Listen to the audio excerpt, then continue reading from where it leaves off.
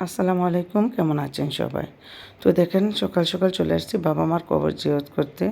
তো আমার বোনেরা, আমার ছেলে, ছোট ছেলে শাকিল, আরিয়ান, তো সবাই মিলে আমরা কবর জিয়ারত করতে আসছি। আমরা বাহিরে আছি দেওয়ালের, আর ওরা ভিতরে যায় মোনাজাত ধরলো। কবর জিয়ারত করার পরে এই যে আমার বাবা এই গাছগুলা লাগাই গেছে। রাস্তার পাশে অনেকগুলা গাছ লাগাইছে। আগে কিন্তু অনেক বড় বড় গাছ ছিল। ওই গাছগুলা মানে বিক্রি করে এই রাস্তার জন্যই কাজে লাগাইছিল। এখন আবার নতুন করে গাছ লাগাইছে। আর দেখেন এই যে এখানে মাছ ধরার একটা জাল আছে, দেখতে পাচ্ছেন? তো এই জাল দিয়ে মাছ ধরে এই নদীর থেকে। আর এই যে অনেক পানি আছে মাশাল্লাহ, কচুরিপানা আছে।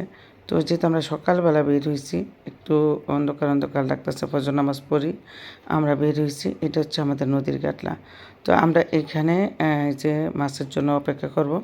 তো এটা কিন্তু আমাদের নদীর ঘাটলা, আমাদের নতুন বাড়ি নদীর ঘাটলা, কবরস্থান, ঈদগাহ একদম পাশাপাশি। আমার আব্বার স্বপ্ন ছিল এখানে বাড়ি করার।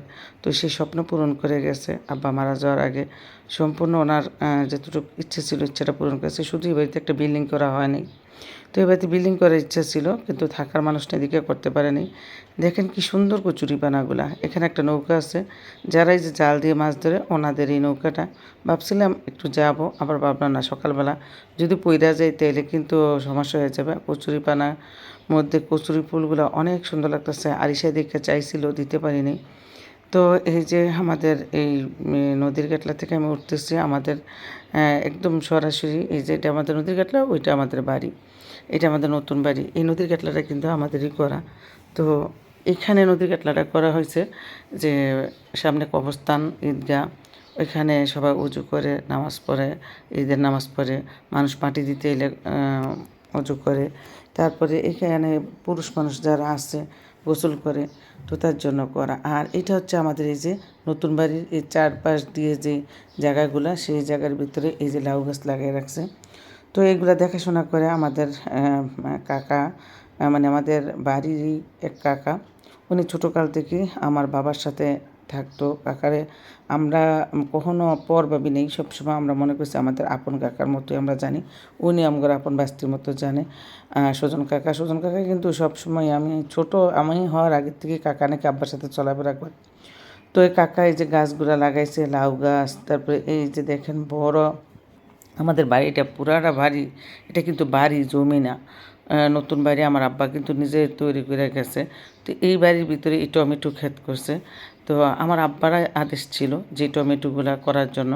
আব্বা থাকতে আব্বা গাছগুলা মানে চারাগুলা এই লোকজন নিয়ে কাকারে নিয়ে লাগাই দিয়ে গেছে। আর সেই গাছগুলো দেখেন কত বড় হয়েছে। আর অনেকগুলো টমেটো ধরছে, কিন্তু আমি ক্যামেরার সামনে নিইনি, একদম কাছাকাছি নিইনি। তো আমার আব্বা মারা গেছে কিছুদিন হয়েছে। সবাই আমার আব্বার জন্য দোয়া করবেন। আমার মাও নেই, বাবাও নেই। তো অনেক খারাপ লাগে। মা মারা গেছে 1.5 বছর হয়ে গেছে। তো বাবাও মারা গেছে 5 মাসের মতো হয়ে গেছে। তো এইগুলার ভিতরে একবার টমেটো ধরছে, অনেক টমেটো, তারপরে বিক্রি করছে। তো এই যে টমেটো এখনও আরও আছে। তো সবাই দোয়া করবেন, দ্বিতীয়বারের মতো টমেটো আবারও বিক্রি হবে ইনশাল্লাহ। আর যে কাকা বেগুন পেড়ে দিতেছে, টমেটো, বেগুন, তারপর লাউয়ের আগা ডোগা শাক, এগুলো আমরা নিতেছি বাসা খাওয়ার জন্য। তো কবর জিয়ারত করে এরপরে এগুলো ঘুরে ঘুরে দেখতেছি। আর আমাদের যে যা জমি আছে সবগুলাই বর্গা পত্তন এগুলো দেওয়া আছে। তো অনেক জমি আমার বাবার, আল্লাহ রহমতে। তো ওই যে কাকা বাড়িতে আছে, কাকার সাথে আমরা যোগাযোগ করি, কোন জমি কীভাবে করতেছে কাকা অনেক সময় আমাদেরকে জানায়। কাকার জন্য অনেক অনেক দোয়া রইল। কাকা থাকার থেকে আমার বাবার এই যে জমিগুলা খোঁজখবর আমরা নিতে পারি।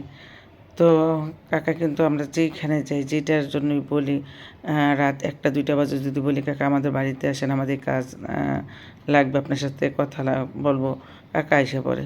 তো দেখেন এটা হচ্ছে ঈদগাহ, আর এই যেখানে আমার বাবা মার কবর। তো বেশ একটা দূর না, এই যে বাবা মার কবর আর হচ্ছে ঈদগাহ, ঈদগাহের পাশেই কিন্তু আমাদের নতুন বাড়িটা। আর এখান থেকে শাক আমরা নিয়ে নিছি, যে এখন অটোর জন্য অপেক্ষা করতেছি। আরিশা, শাকিল, তারপরে আরিয়ান, আফরান, সবাই আমরা আসছি। তো আমরা এখন চলে যাব অটো নিয়ে বাড়িতে। সবাই দোয়া করবেন আমার বাবার জন্য। এটা হচ্ছে আমাদের নতুন বাড়িটা, আর হচ্ছে এই যে নদীর ঘাটলাটা এই যে সামনে। তো আল্লাহ হাফেজ সবাইকে।